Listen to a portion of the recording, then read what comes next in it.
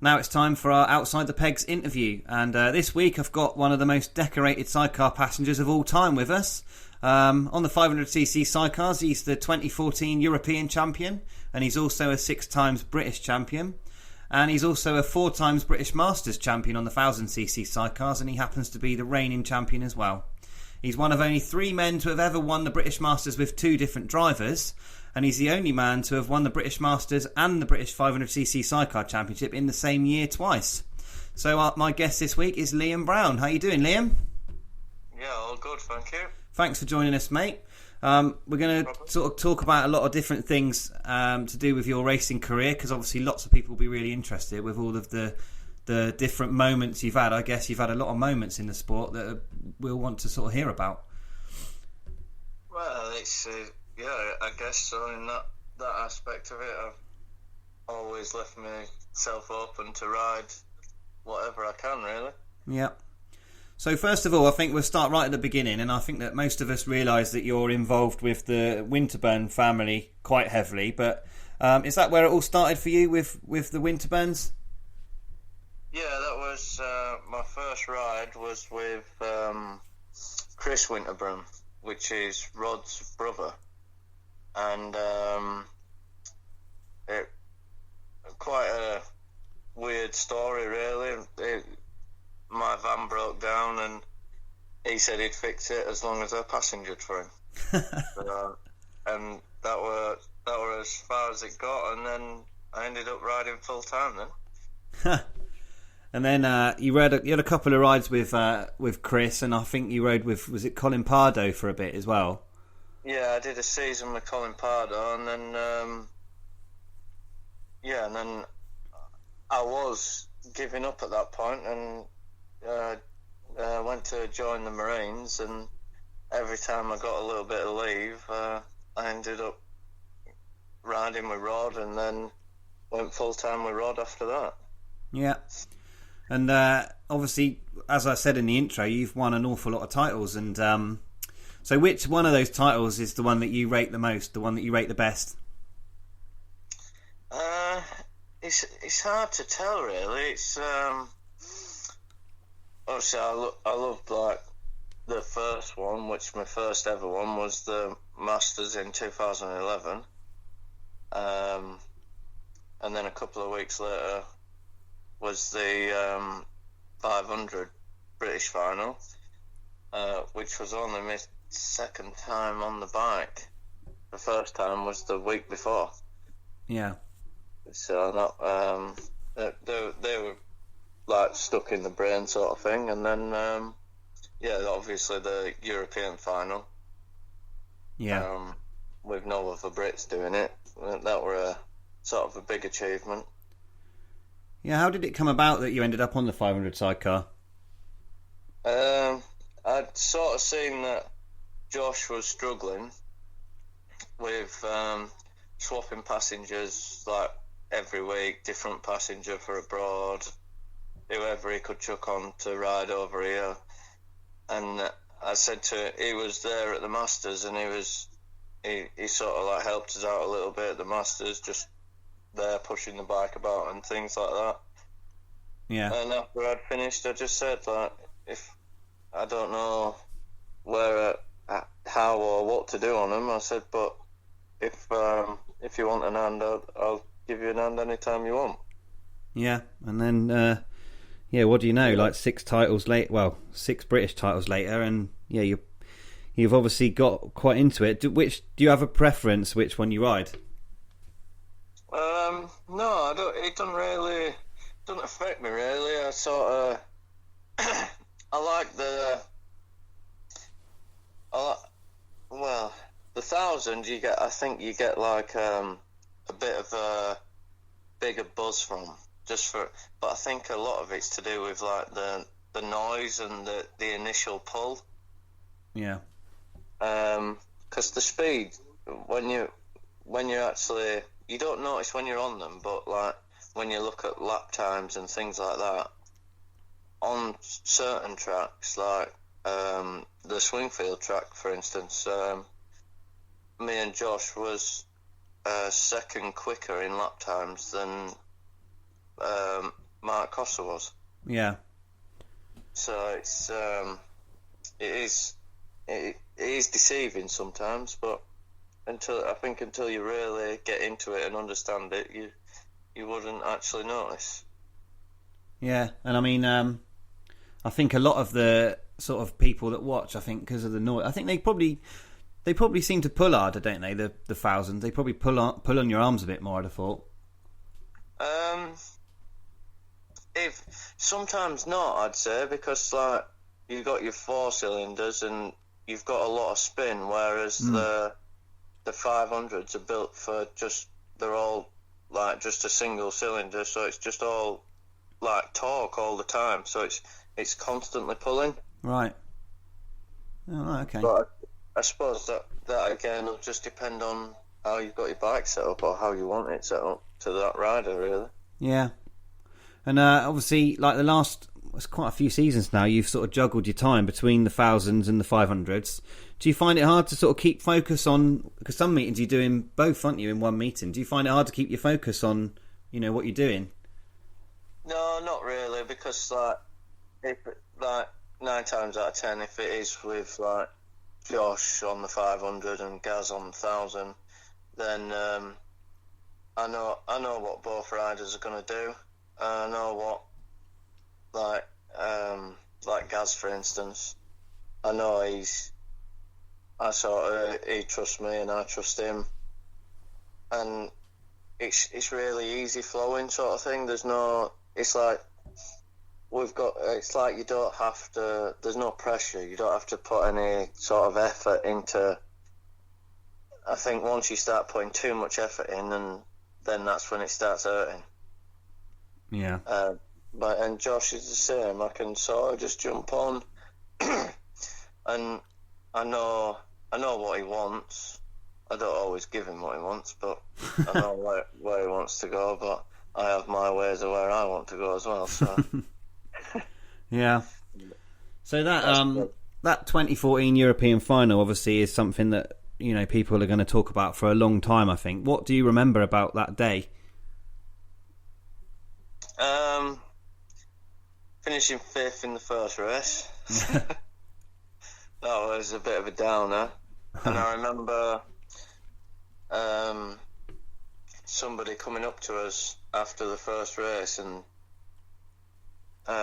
telling us that we have to change this, we have to change that, and everything. Basically, the bike needed changing to suit this track and all this lot. And Josh turned up. We got back into our paddock, and Josh turned around and he said, "What do you want to do?" And I just said, "We don't need to change anything." I said, "We're not going to change anything. Leave it as it is, and ride it harder." And then after that, we had 2 heat wins and a second, and that put us on top points going into the final. So. Yeah. And then and it was winner take all final. Yeah, that was the hardest bit. Was I think the wait between the last heat and the final, and we'd already decided before we got into before we got to the field.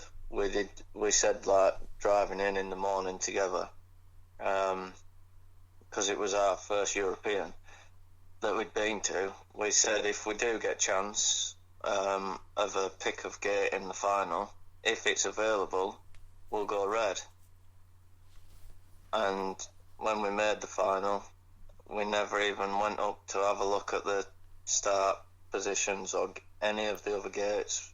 We just walked straight into the tent and picked red, and that was that. Yeah, nice to know that it was available, I'd have thought, at that point. James Shane's he said a similar thing about when he did his European final, he had a green gate, and he said before, like, if green's available, I'm having it, and he had green, and then went on to win the European title as well. But there must be a lot of it. Like, obviously, that was a one-off final, and you've won a couple of the big pressure. The British Masters is one-off finals, and you've won the last 2 of them now. There must be a lot to be said about sort of having a bit of a mental advantage over people, I think. Yeah, that's like like you say, with the Masters, with me and Gaz, we've like sort of grown up together and things like that. So we know each other inside out. He knows what I want. I know what he wants and what to give him. And we don't have no pressure. We did actually speak about pressure, like at the Masters of Midshires, and Gaz did ask me. He says, "Do you feel like you've got any pressure, like you've got to win?" And I looked at him and said, "Well, no, not really. There's only one meeting you want to win, and that's the Masters. Everything else is just sort of playtime, really, and setup mode ready for the Masters." He rode with Billy a few times last year, and he still had some good wins. But on the run up to the Masters, it never seemed in doubt that if you were available for it, you'd be the one on with Gareth, and Billy would go back with Rod. I think that seems to just be an agreement between a lot of you, doesn't it?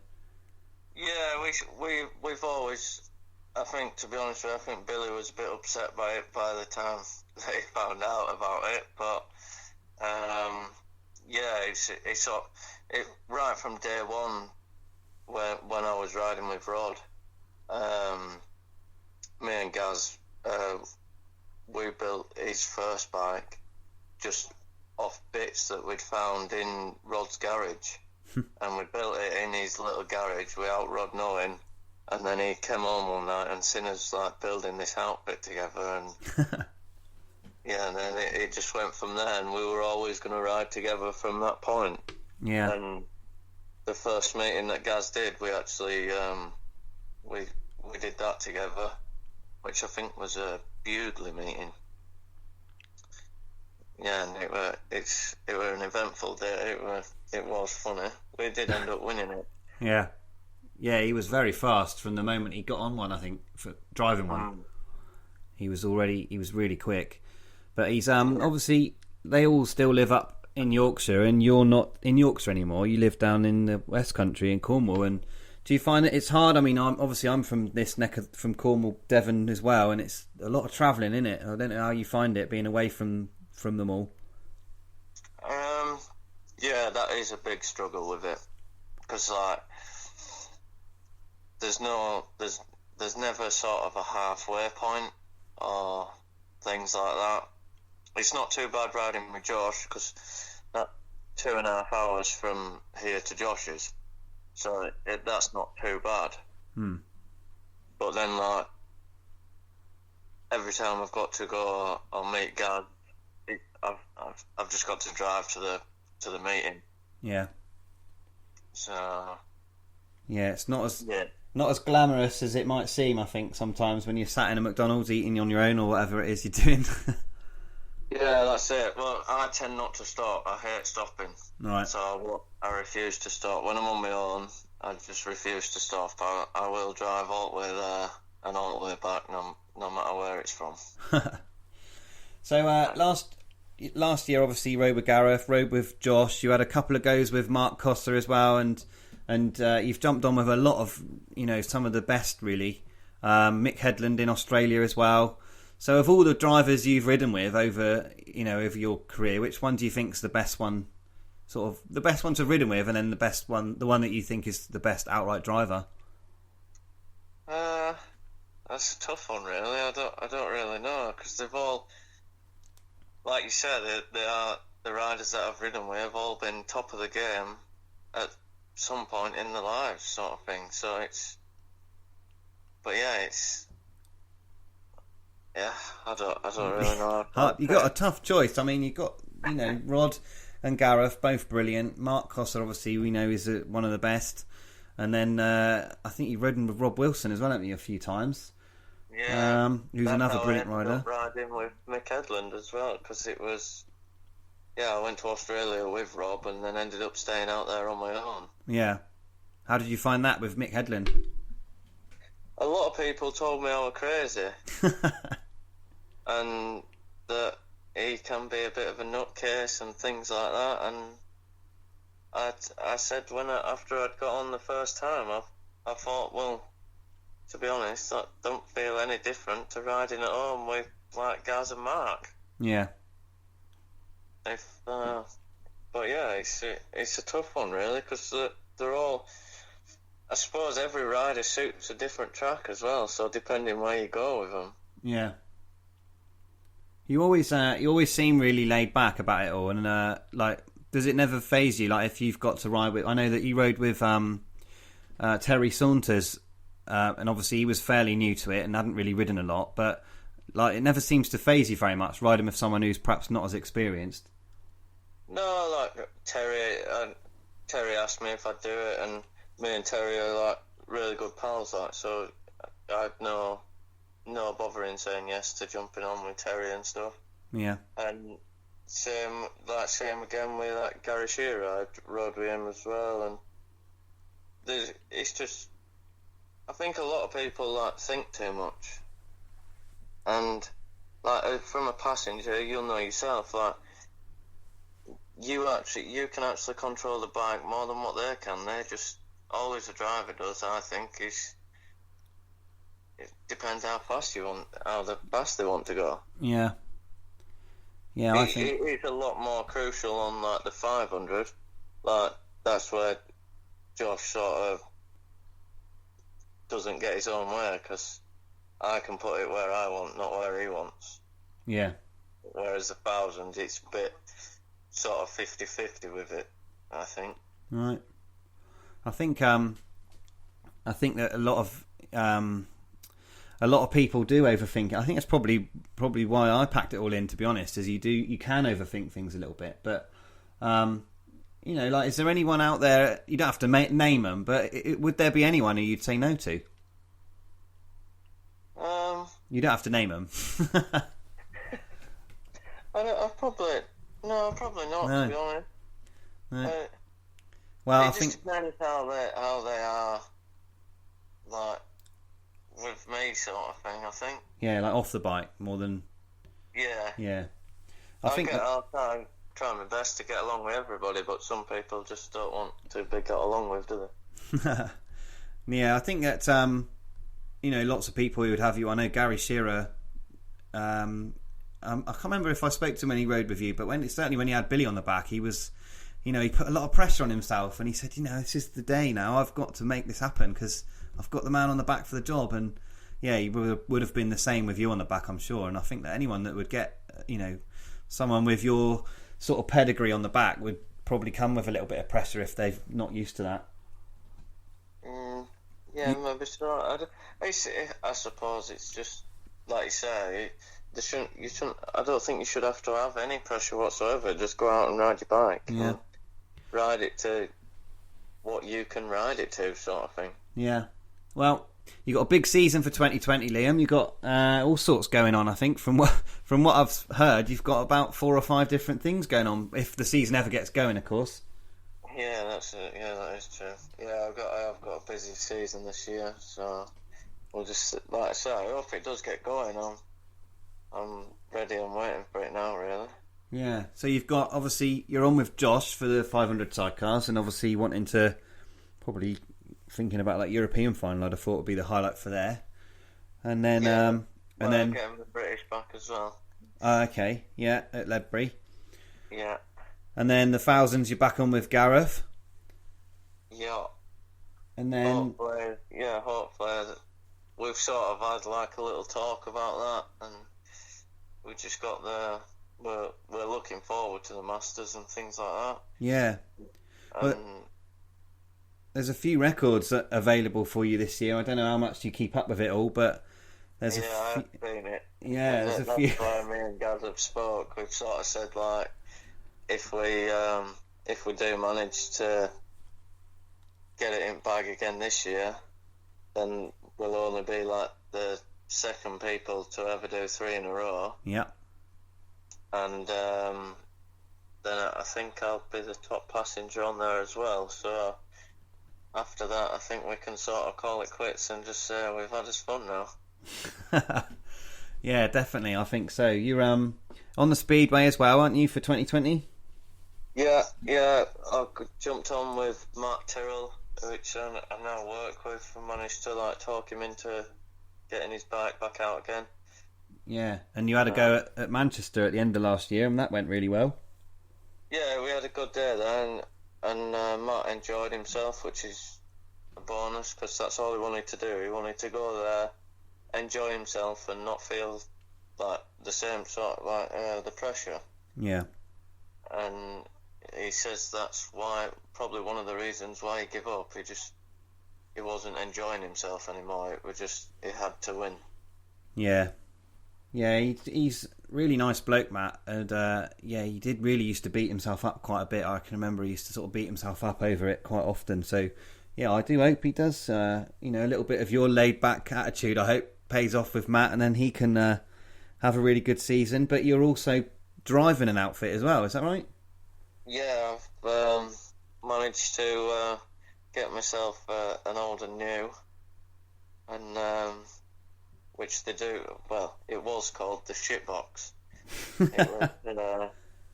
It was a bike that was there for anybody to use, sort of thing. Which was Chris Tyrrell's, and he used to like just let newbies sort of have a go on it and see if they enjoyed it. Just get people in line for the sport, really. Yeah. And so I ended up buying that off him at the end of last year.